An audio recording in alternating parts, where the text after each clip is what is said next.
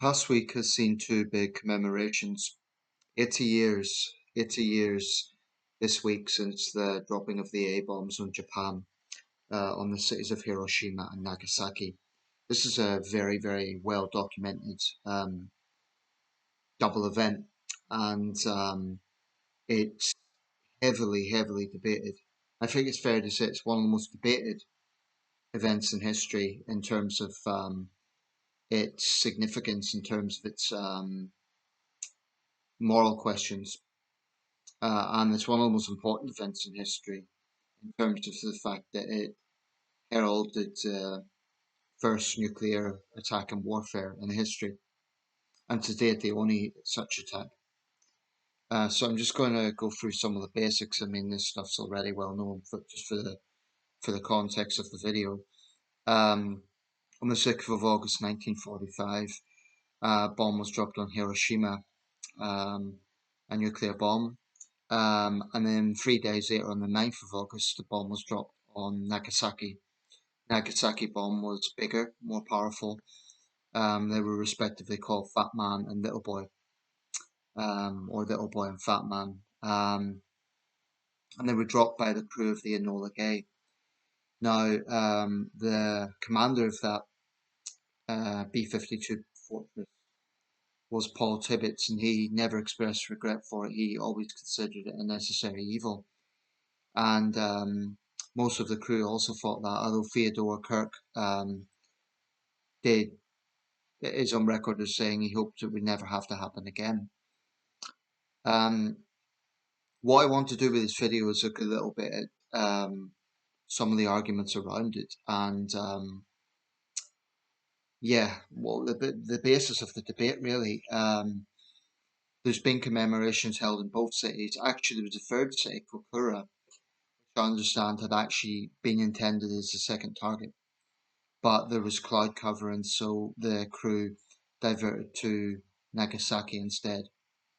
I wonder, it's not much said about that actually, what the citizens of Kokura thought about the fact they were spared. They could have been the victims of the second bombing.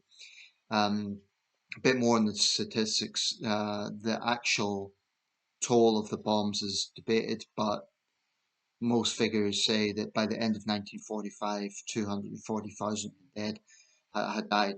So tens of thousands in the initial blast, killed instantly, and then thousands more killed by the end of the year. And I think they're called the Hibakusha, if I'm pronouncing that right, or the Habakusha.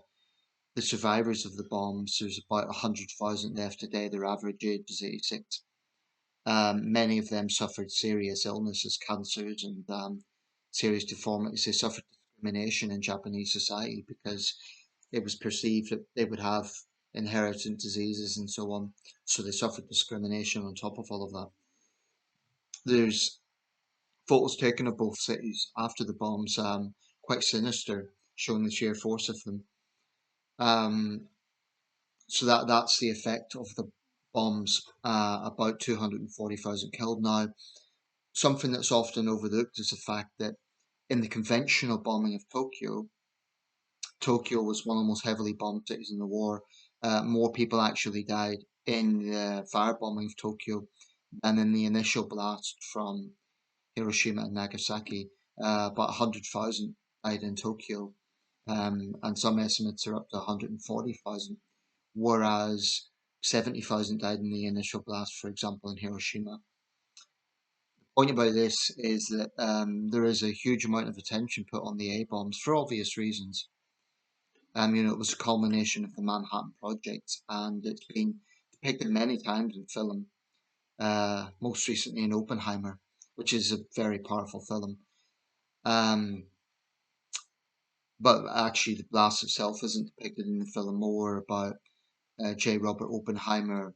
It's very complex feelings on this. There's a scene in the movie, I don't know if this actually happened, but he visits President Truman, and Truman kind of dismisses him, played by Gary Oldman. What I always find interesting is that when Harry Truman made the announcement of the A-bombs, Truman had quite a soft sort of voice, that Midwest kind of accent. I believe he was from Kansas. And it was sort of a paradox, his calm manner of speaking and talking about the most devastating weapon in history. It's just, I always thought that was a bit of a contrast, um, the way President Truman was speaking. So, this gets me into the questions about morality and all that sort of thing. It's a very difficult thing because I don't think there can ever be a moral grandstanding with the mass murder of civilians. I don't think there can ever be. But I also think that it's very easy to pass judgment 80 years on. And of course, people in Japan feel the way they do. They were the victims. Um, but people need to remember this is culminating the end of the most devastating war in human history. You know, the toll from World War II is estimated to be anywhere from 60 million to 80 million, depending on the criteria used. The most devastating war in history. Um, why were the A bombs dropped? Because, aside from being the culmination of the Manhattan Project, it was estimated that a ground invasion of Japan, which would have been the next step had this not been the option, would have been massively costly. It would have been by far the deadliest American military campaign in history. Tens and tens of thousands of young American servicemen would have been killed in that campaign. It would have made Normandy look small. It would have been an utterly devastating campaign. Many Japanese would have been killed, many Japanese civilians as well. So, without question, the A bombs avoided that land invasion of Japan. And there's no question about it. No one can dispute that it ended World War II.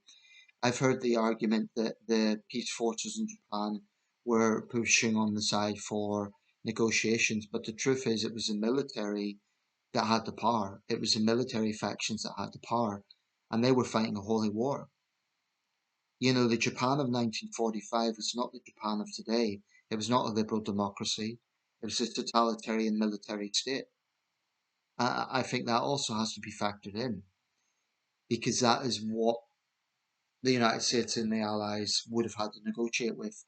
Now, with the A bombs, it forced Japan to surrender because the Emperor realized this is a terrifying weapon that our enemy now has. But there are still even questions there. One that comes to my mind is why was it never an option for the Americans to test the weapons, say, for example, at sea, near Japan, to show the Japanese what they had and to show the sheer power of that? I do wonder why was there a necessity to actually drop the bombs on civilian areas? And Hiroshima, I understand, was a port. They were industrial cities, but they must have known tens of thousands of civilians would die instantaneously. Incidentally, also some Allied prisoners of war, about 24, I believe. Um, so that's something that hasn't really been raised. Why wasn't there a consideration of kind of showing the Japanese what they could do? I wonder why that was never considered. I mean, would that have been enough to scare the Japanese into surrender by, for example, testing it? I don't know, off the Japanese coast, but without causing any civilian casualties. I don't know. I mean, it's idle speculation because obviously that never happened. Um, one of my considerations of this, I do think, I mean, I've seen the images. I've seen those poor people with their backs, like, the striping of their clothing burned into their backs and hideous, hideous injuries, their eyes burned out and sickening injuries. No reasonable person could look at that and not feel a very deep sense of shock and hope that it never happens again. Um, but what I was going to say was one of my considerations of this is with all the focus on the A bombs, we should never forget that, but nor should we ever forget the extreme crimes against humanity that Imperial Japan had committed. Now, Pearl Harbor is often cited because it brought America into the war, but was predominantly military casualties. I'm thinking of the rape of Nanking. I'm thinking of millions, millions of Asian civilians, laborers, people killed in mass atrocities, murdered by Imperial Japan. The estimate's up to 3 million or more. Chinese, Koreans, Indonesians, and the Dutch East Indies. People from what was uh, then French Indochina, now Vietnam, the Philippines. We're talking about some of the worst war crimes in history, certainly on par with Nazi Germany, I think, in its depravity and sadism, the way they treated Allied prisoners of war. Um, so I'm a little concerned that all the focus on the A-bombs, understandable in this week, sometimes overshadows what Imperial Japan done. And that was the nature of that enemy. Remember, as late as the 1970s, there were some Japanese soldiers in the jungles in, I believe it was Indonesia, still believing that the war was going on. And I understand the Japanese delegation had to actually physically come and tell them that the emperor had long surrendered. Um, America, after the war, also has to be said, wasn't vengeful on Japan. MacArthur helped to rebuild Japan and turn it into a democracy. They didn't kind of keep the Japanese down. By the 1960s, the Japanese economy, like the German economy, had grown very fast. A remarkable turnaround. The reason why there wasn't, Hiroshima and Nagasaki were not nuclear waste grounds is because the bombs exploded in the air. Had they been on the ground, I think those cities would be uninhabitable today. Um, I know that the survivors, some of them representing one of the groups, actually won the Nobel Peace Prize last year, and they've expressed their horror at what's going on in Ukraine and Gaza and Sudan and the world's other conflicts. And there's 12,000 nuclear warheads in the world today, possibly active. Most are in Russia, followed closely by the United States. Other countries that have nuclear warheads, France, the United Kingdom, we're in that list. Um, India, Pakistan, and probably North Korea and Israel and China. So we're talking about um, 8 or 9 nuclear states. Um, it's terrifying to think of the power of something like Castle Bravo or the Tsar Bomba, which was detonated in 1961 in Novaya Zemlya. So powerful that it's estimated to be about 3,300 times more powerful than Hiroshima. That's almost incomprehensibly terrifying. I mean, if a weapon like that was ever used, it would be, and I don't believe there's any such weapon in the world today, but it was so powerful that the Soviets actually decided to cut it in half from 100 megatons to 50 megatons, and it still apparently broke windows in Norway, which was 800 miles away. That's terrifying. Um, what is also scary to think about is with the Ukraine war, there are extreme Russian nationalists on Russian state TV. And one of the most prominent is former President Dmitry Medvedev, who openly talk about nuclear attacks on European cities. And I have some concern, I don't want to exaggerate, but some concern that Russia may actually seriously think about becoming the second country in history to use nuclear weapons in war. You know, they may well take the view if we bomb a Ukrainian city, and I hate to even speculate on this, but if we bomb a Ukrainian city, it may be, it's worth the fallout.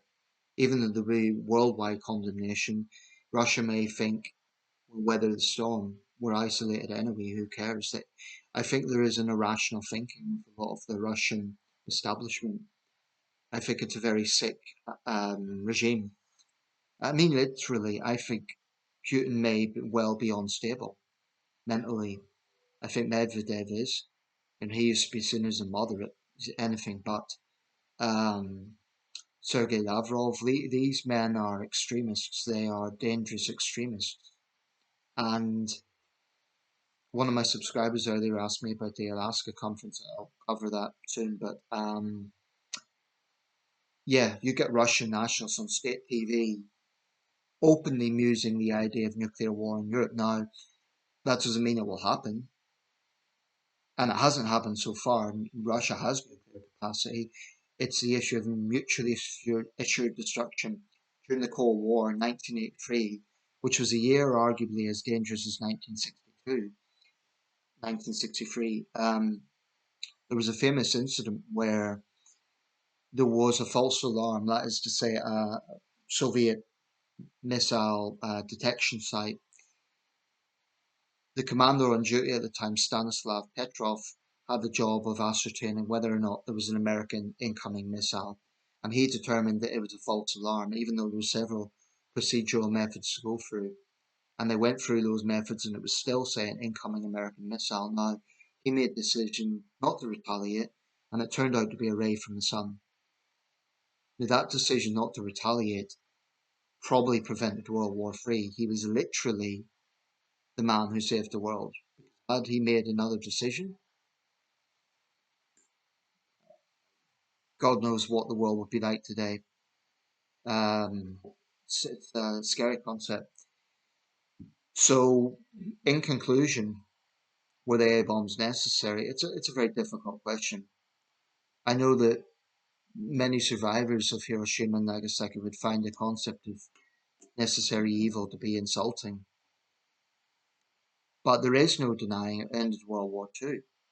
It forced the Japanese into the instrument of surrender on the USS Missouri on the 2nd of September 1945, thus ending the deadliest war in human history.